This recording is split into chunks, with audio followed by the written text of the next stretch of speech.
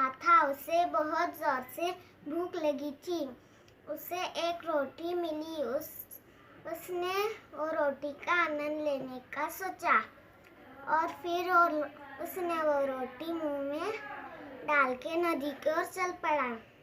नदी के ऊपर एक छोटा सा पुल था। वो नदी पार करके जा रहा था। तभी उसे पानी में उसकी परछाई दिखाई दी। उसे लगा कि वो कोई और कुत्ता है। वो उसके मुंह में से रोटी छीन न सका और भागते हुए नदी में छलांग लगाई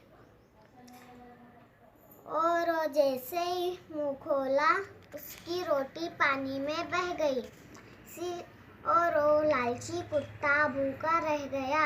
इसीलिए कभी लालच ना करे। अस्सलाम वालेकुम। मेरा नाम रिदा असगर हंगड़ है।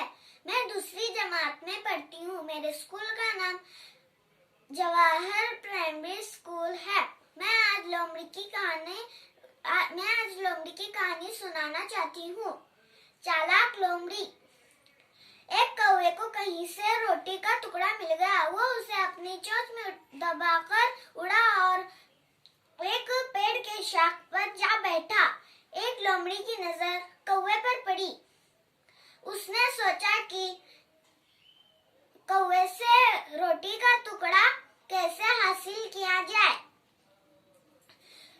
वो कौवे से बोली, मियाँ कौवे, तुम कितने खूबसूरत हो। तुम्हारे पर कितने काले और चमकदार हैं।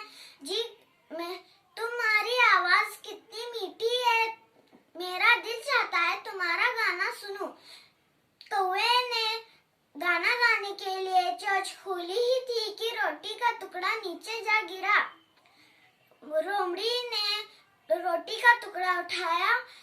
कौवा बेचारा मुंह देखता रह गया। इस कहानी से